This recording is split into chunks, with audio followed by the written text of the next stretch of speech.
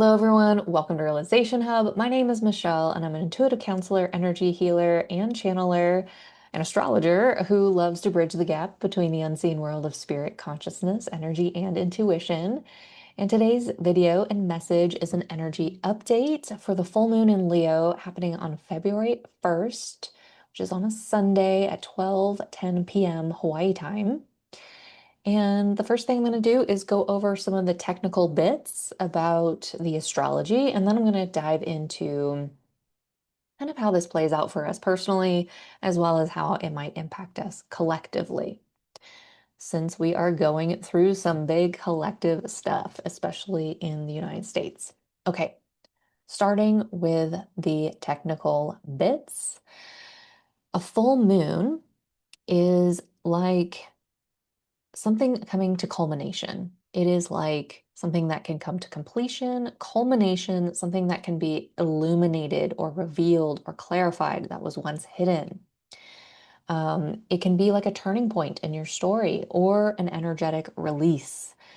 When we have a full moon, it's like turning the volume up in the energies. It's a time where we can really feel it, especially if you are sensitive to energy. You might be feeling this energy around the full moon even more.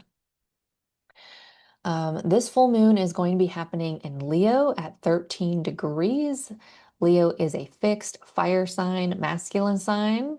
And so if you have personal placements around 13 degrees in Leo or in the other fixed signs, you're going to be feeling this energy the most. Let's start with the bits about this being an Aquarius season. We are in Aquarius season, and a full moon always balances out the season that we're in. So we are in Aquarius season. Aquarius is going to be a very different energy for the next 19 years or so because we have Pluto in Aquarius, an outer planet that is going to be transiting through Aquarius for a long time. And Pluto is a planet of the soul. It's the planet of death and rebirth and transformation. And oftentimes, when Pluto enters into a sign, we use that zodiac archetype, the archetype of Aquarius, a fixed, intellectual, air, masculine sign for our soul's transformation, for the transformation in our lives, um, where we are, being introduced to our fears, where we are being introduced to a type of crisis, where we are coming into our power more. And so, with that said, we have so many planets in Aquarius. Now, for those of you that don't know the energy of Aquarius, you can think of Aquarius as a very innovative sign. Um, think of like an eagle or a bird that is flying through the air. It has this very vast perspective. It has it has a perspective that comes from a higher level of consciousness. It has a perspective that is different. It has that bird's eye view. It has a vision of sorts, right? And so you can think about Aquarius having a vision, and this vision is what remains very stable. We hold a vision with this Aquarius energy. We hold a vision, we hold a perspective, and oftentimes that perspective can be informed through the intellect. It's not just a spiritual vision. It does have a type of higher consciousness to it, but it's also informed with a unique perspective, our intellect, the experience that we have gone through, the physical reality that we're in. It is informed with intellectual information. Think about a scientist, think about an astrologer, think about an inventor, think about someone who changes systems. They're not just working with, intuition, they're working with real things, points, mathematical equations, material. And so Aquarius is, known to be eccentric, known to have belief systems that are outside the box, oftentimes ahead of their times, unique. And um, Aquarius can be known as a humanitarian sign as well, simply because it often introduces new insight and new vision into the world that helps innovate current systems. It overall can be inclusive of all, friendly towards all people, wanting their vision and what they share with the world, um, how they use their creativity in the world, how they innovate in the world, what they invent in the world, oftentimes can serve groups of people, support humanity, have an impact on us together, right? And so Aquarius is an energy that has a lot of planets in it right now. We have Mercury, Venus, Vesta, uh, Mars, and Pluto, all in this conjunction, some of it in a wider conjunction of about 10 degrees, some of it in a closer conjunction. But nonetheless, all of these planets are pretty close, to the sun, creating a type of combustion with these planets. So what that means is that when planets are transiting close to the sun, within like 8 degrees, sometimes more degrees, um, it's like these planets are like under the rays of the sun. If you think about being behind someone that has bright light and you're standing behind them or around them, you might fall into like a shadow, like someone's got these big wings and there's like a shadow behind the wings, right? Under the rays of the sun, there's like a shadow there, right? So when we have planets that are in combustion, we see the kind of shadow-like qualities that are considered maybe more negative, the attributes of these planets and this sign coming up to the surface more, So you can think about we have all this energy in this sign of Aquarius, a sign that is visionary, a sign that is authentic, a sign that is forward thinking, a sign that is humanitarian, a sign that is collective, a sign that is creative and unique and informed,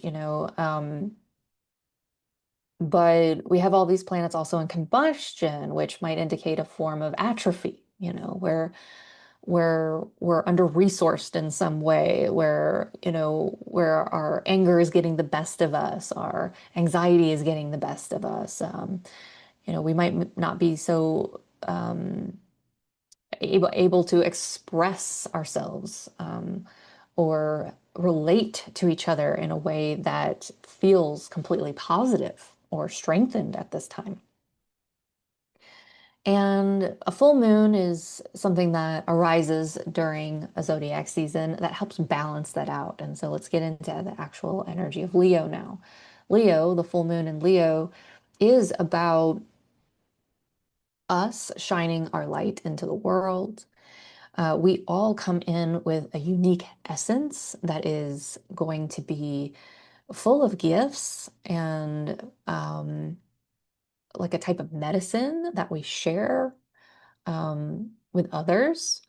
And so when we shine our light, when we allow ourselves to be seen, when we allow ourselves to be heard and seen, it is like sharing our gift with the world, and it creates an impact around us. Your light is like a creative life force that moves through you, that creates an impact, it creates change, it creates ripple effects, it is creative. And so with the full moon in Leo, what this is doing is it's illuminating something. And for us on a personal level, I see it as a shedding process. It's helping us shed something, and it's helping us uh, release something around our ability to be seen, our ability to shine our light, our ability to be heard, our ability to stand in our own authentic, authority, our own authentic authority with our own voices, um, with our values, with our purpose, with our sacred purpose, um, with a sense of self-worth in a way that helps assert ourselves and heal the collective. So with the full moon here in opposition to all these planets, technically you could say this full moon is in an opposition to all of these planets in Aquarius. Mercury, Venus, Mars, Pluto, and Vesta is not a planet, but Vesta is the um, like a goddess of sexual healing, our spiritual devotion, our sacred purpose. It's kind of like a flame within us of purpose and devotion on a sacred level. So essentially, what we might feel during this full moon is a tension inside of us. This is a strong opposition. The moon is opposing all of these energies that are combust in Aquarius. So this is kind of like illuminating something about you. How can I shine my light even more? How can I be more devoted to my purpose? What kind of action do I need to take? What are my fears around being seen and heard? How can I speak more boldly my truth and my authenticity? How can I express my authenticity even more? How can I share from the heart? How can I be more authentic in my relationships? How can I lead myself? How can I lead others? Where do I show up with my gifts and talents? Now, this is where I want to talk about the shedding process because this does include an opposition with Pluto. And so Pluto is definitely going to bring up things that are deeper, things related to our intuition, our voices, our hearts, our values, our authority, our spiritual authority. Um, and with it so close to Mars here in this opposition, what we might actually feel is a bit of that intensity building of our anger. Kind of like a volcano before it erupts. It can boil, it can build pressure, and then that pressure of the volcano finally needs to release, and the lava comes up to the surface, right?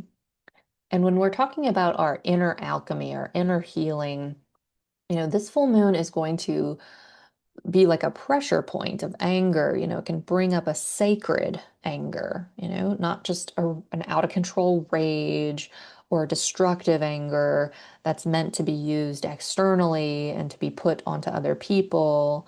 But it's meant to be a type of anger that helps us purge. It helps us shed. It helps us purge something. It's like a sacred anger. We have Mars close to Vesta, close to Pluto. This is a sacred anger, right? It's a sacred rage. It's something that's meant to liberate us and purify something. I'll mention now, too, the healing process. We have Lilith in Sagittarius. It's at 4 degrees in Sagittarius, and it's approaching a more direct square with the north and the south node. And so this indicates a turning point, kind of like a turning point um, with our beliefs, our freedom, and our dogma, our righteousness, how we express those beliefs, what we see as right and wrong, how we relate to other cultures. And, this Lilith energy will bring out the shadow sides of that, where religion, where our dogma has been dominating or controlling or suppressing our truths and our freedoms. And it also brings the medicine, which is self-worth, loving ourselves, taking our power back, coming into spiritual sovereignty, rising into our own self-authority, um, letting our own self-connection, our own relationship to our own spirituality on an individual level be the utmost authority rather than dogma, rather than belief, rather than being right or wrong, rather than preaching it to others and imposing it on others.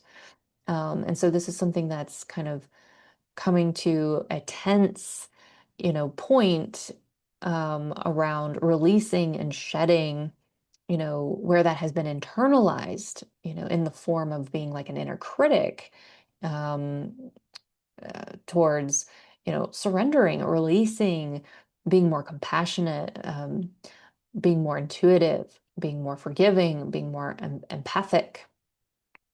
being more psychic, discerning, and being intuitive at the same time, using our intuition to unsuppress, where we have had religious dogma or different types of dogma or beliefs suppressing us, right? Suppressing our truth. Sagittarius has a lot to do with our truth, our freedom, our beliefs, our overall philosophy. Where do we have energies suppressing us on that level?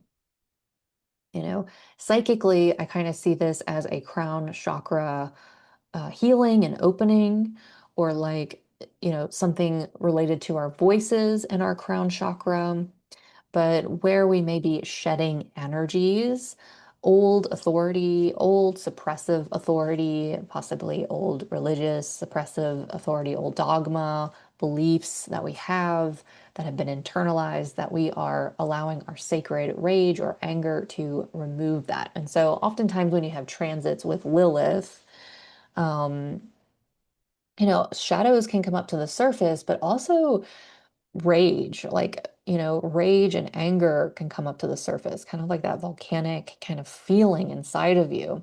And when you're aware of these transits, you can feel very empowered in them. Instead of being like, oh no, I have this transit with Lilith, it's more like, oh, I'm going to take my power back. I'm going to shed this energy that is suppressing me. I'm going to become aware of my inner, demons and alchemize them, right?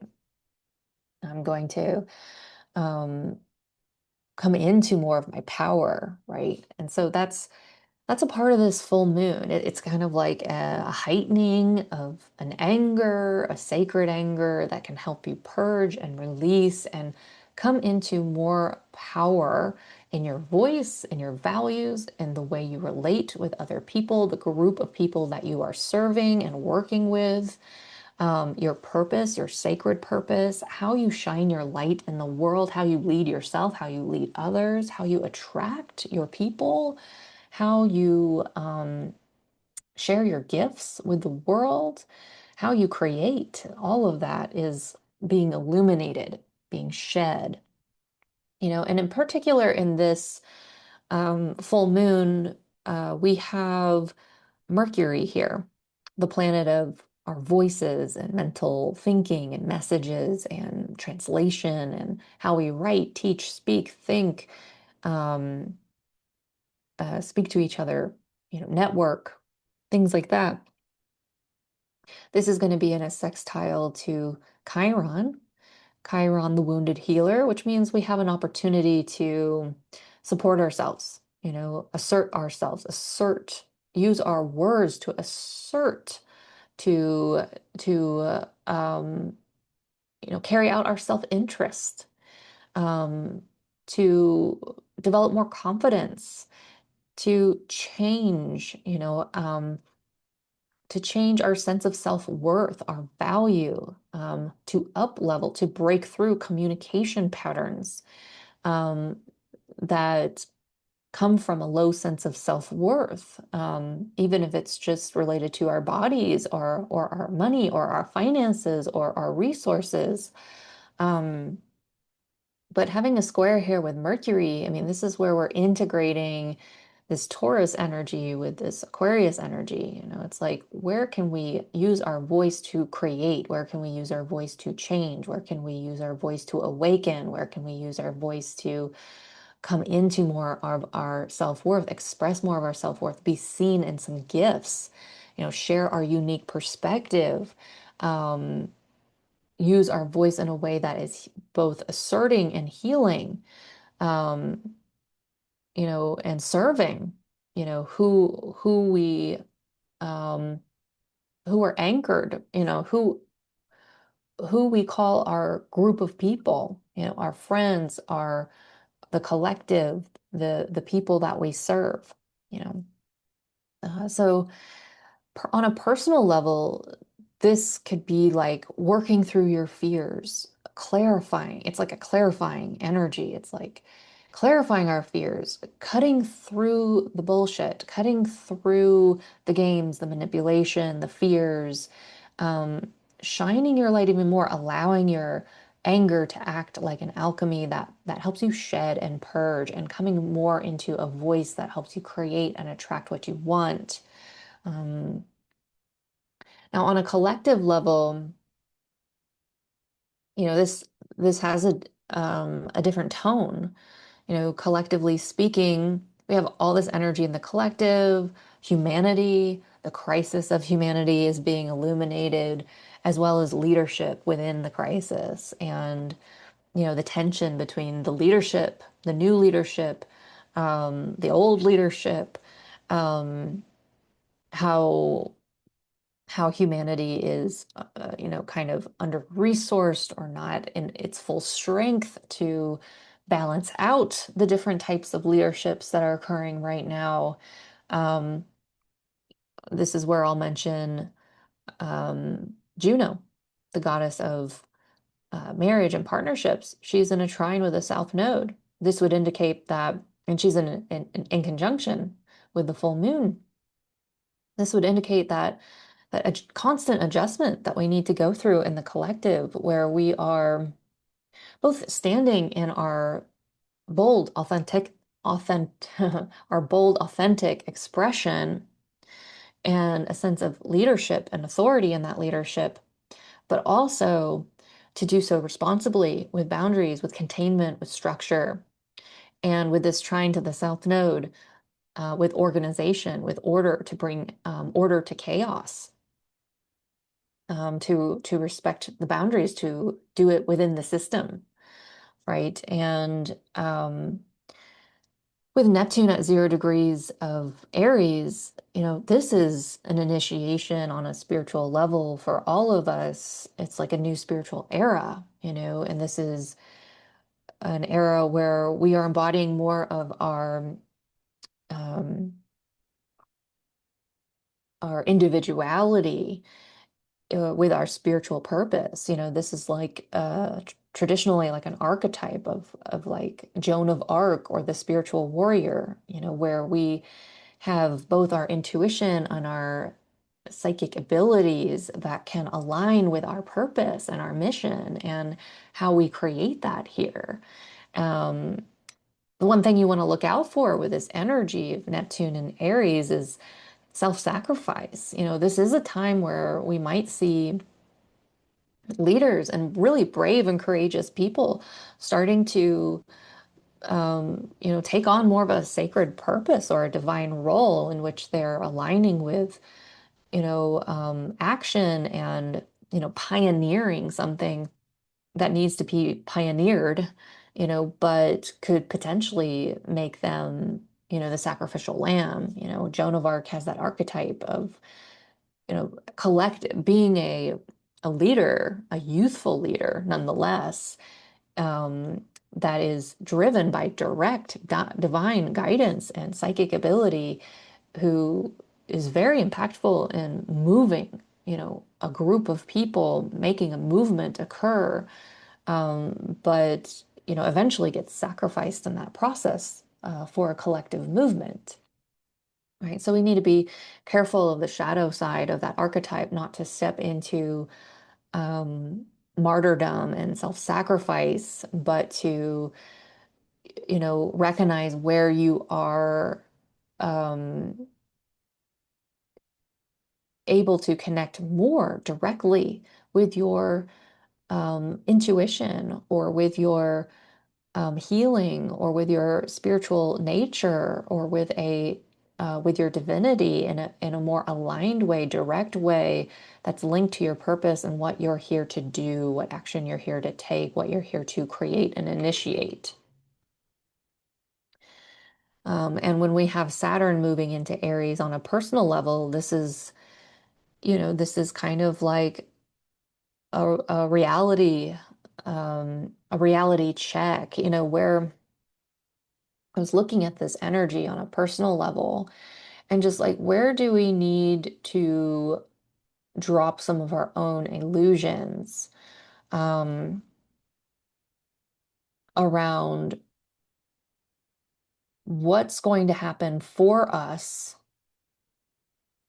versus what we need to do, what we want, and what we're really here to do. These are some things that might be going through a renovation, energetically within us. Like what we want to do, what we thought we wanted versus what we are here to do. You know, there's a difference between your egoic desires versus like a divine purpose or a purpose that has more of a sacred purpose to it, right? What did you originally think you wanted? What did you think you originally planned to do in your life? And what are you actually being initiated and called to do, you know? And where where do you where did you think that was maybe going to be created for you? Where it was just going to fall into your lap or align with you, or it was going to kind of come in through a savior or a different person, or someone was going to hand that to you. And where do you actually need to make that happen? Like make it happen. Train, build, develop, build, commit, show up, do the work, do it for real. That's the kind of energy we're working with on a personal level. By the way, Saturn's going to move into Aries in February, later February, and then these two planets are going to come to a close conjunction during eclipse season on February 20th. Um, and that eclipse is going to be in Aquarius, and that's going to be the next new moon video. So this full moon is like a bookend to the eclipse season.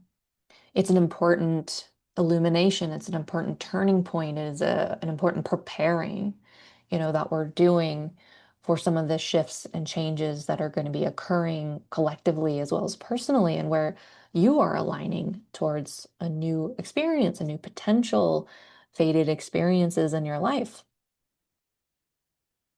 So ultimately, this full moon is a shedding process. It's allowing you to come into more authority around your creative, authentic expression in your own voice, the way you show up in the collective with your sacred purpose, and who you serve essentially, and how you serve, and how you allow yourself to be seen and heard and shine and allow your gifts and talents to be seen.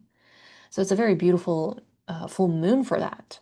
Different, totally different tone collectively. And that's why I always kind of remind everyone, like, the collective experience is loud right now. It's historical right now. You can be absorbed and lost in that.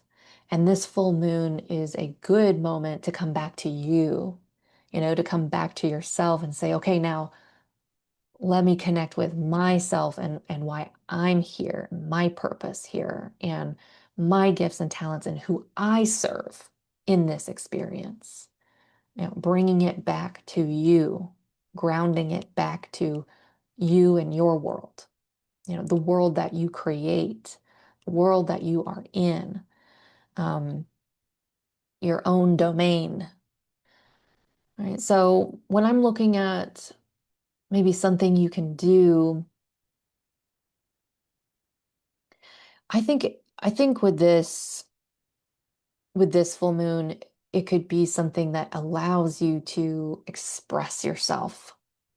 You know, um, it could be a writing practice. It could be writing your story. It could be journaling around, a thread that has gone through your life.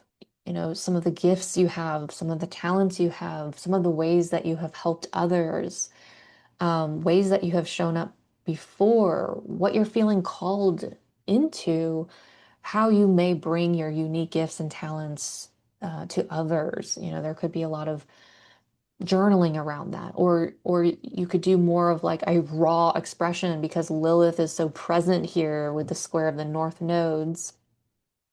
Sorry, the square to the nodes.